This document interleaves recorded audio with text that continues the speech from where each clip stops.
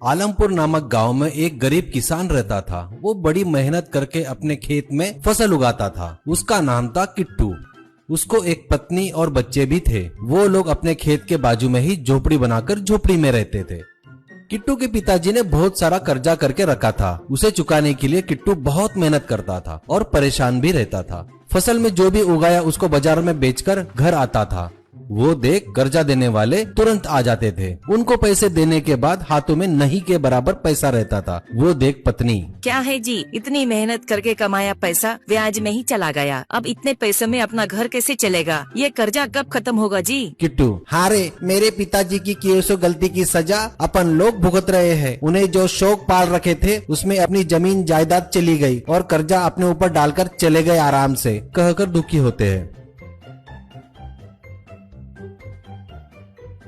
एक दिन कर्जा देने वाला एक आदमी को लेकर किट्टू के पास आता है और उनसे कहता है, बेटा किट्टू, तुम हमारा कर्जा चुका नहीं सकते, ये हमें समझ में आ गया। इसीलिए तुम्हारे पिताजी ने तुम्हारे घर के पेपर मेरे पास गिरवी रखे थे ना, मैं वही ले लेता हूँ। इसके बदले में मैंने तुम्हें जो पैसे दिए थे, इससे तुम्हारा कर्जा चुकता हो गया। दूसरा आदमी, तुम्हारे पिताजी ने तुम्हारे खेत के पेपर मेरे पास रखे थे, वो भी मैंने इसे दे दिया है। अब तुम्हें मुझे पैसे देने की जरूरत नहीं है। किट्टू, ये क्या बोल रहे हो जी आप लोग? ब्याज तो देता ही आ रहा हूँ ना मैं, फिर बेचना क्यों? मैं इसके लिए तैयार नहीं हूँ। ये सुन आया हुआ व्यक्ति, बेटा तुम बेमतलब ही चिल्ला रहे हो, अब कोई फायदा नहीं। अब तुम तुरंत घर और अपना खेत छोड़कर चले जाओ, नहीं तो मेरे आदमियों से खाली करवाता हूँ। तू मुझे नहीं जानता शायद, प्यार से बता रहा हूँ, सुन ले, ऐसा कहता है।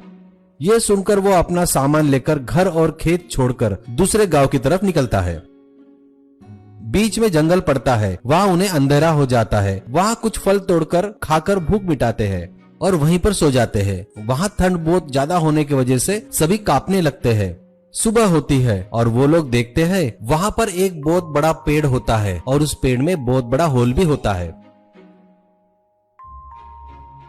वो लोग अंदर जाकर देखते हैं तो उन्हें वो बड़ा पसंद आता है। किट्टू अपनी पत्नी से कहता है, अपन पड़ोस के गांव में जाकर काम करने से अच्छा है यहीं रहकर जंगल में मिलने वाले जंगली कंद और शहद जमा करके बेचते हैं तो पैसा अच्छा आएगा। पत्नी, सही बोल रहे हो जी, वहाँ जाकर काम करने से तो अच्छा है यही थोड़ी मेहनत करेंगे तो अच्छा रहेगा।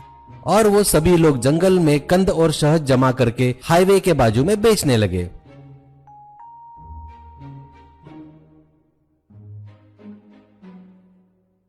उस पेड़ घर में रहकर बाहर खाना बना के खाते थे और पेड़ के अंदर जाकर सोने लगे। एक दिन किट्टू एक पेड़ पर चढ़ता है किसी कंद के लिए। उसे पेड़ के नीचे कुछ बात करने की आवाजें सुनाई देती है। नीचे कुछ चोर लोग बातें करते रहते हैं। उसका नाम था नायक। सब लोग ध्यान से सुनो, मुझे लगता है अपना ठिकाना पुलिस को पता चल गया है, इसलिए हमें दूसरा ठिकाना ढूंढना पड़ेगा। अगर किसी को कोई अच्छा ठिकाना पता हो तो बताओ, अपना और अपने लोगों का चोरी का माल लेकर वहाँ चलेंगे। इसमें से एक बंदा बोलता है, मैंने यहाँ से कुछ दूर पर एक बहुत बड़ा पेड़ देखा है, उसमें एक बहुत बड़ा होल है, मुझे लगता है वो अपने लिए ठीक रहेगा, ऐसा कहता है। नायक, ऐसा है क्या? लेकिन बरोबर देखा ना, वहाँ कोई रहता तो नहीं ना? नहीं भाई, वहाँ कोई नहीं रहता, खाली है वो जगह, उसे देख के भी बहुत दिन हो गए, एक बार मैं जाके चेक करके आता हूँ। ऐसा बोलकर वो सभी लोग वहाँ से चले जाते हैं। उसके जाने के बाद पिट्टू पेड़ पर से ही कूदता है और घर की तरफ तेजी से भागने लगता है और घर जाकर सबसे कहता है, मैं जैसा बोलूंगा वैसा ही करो, ठीक है, ऐसा कहता है। अब वो उनका पूरा सामान लेकर एक पेड़ के पीछे छुप जाते हैं और देखते रहते हैं। तभी वहाँ एक चोर आकर अच्छे से देखता है, चेक करता है और वहाँ से चला जाता है। कुछ देर बाद वो चोर लोग लूटा हुआ धन बोरे में लाकर वहाँ रखते हैं और उस घर में रख देते हैं। ये सब किट्टू और पूरे लोग छुपके से देख रहे थे। सामान रखकर चोर वहाँ से चले गए। किट्टू चलो कहते ही सभी लोग उसके साथ वहाँ पर आते हैं। अंदर जाकर देखते हैं तो बहुत सारे बोरे रखे हुए थे। किट्टू खोलकर देखता है तो उसे बहुत सारा पैसा और गहने मिलते हैं। फिर किट्टू के इशारे पर सभी लोग मिलकर एक एक बोरा उठाकर वहाँ से चले जाते हैं। फिर चोर लोग वहाँ आते हैं पर उनके बोरे कम हो गए, उनको ध्यान में नहीं आता। अब किट्टू उन पैसों से बड़ा बंगला, कार सब खरीदता है और ठाठ से जीता है।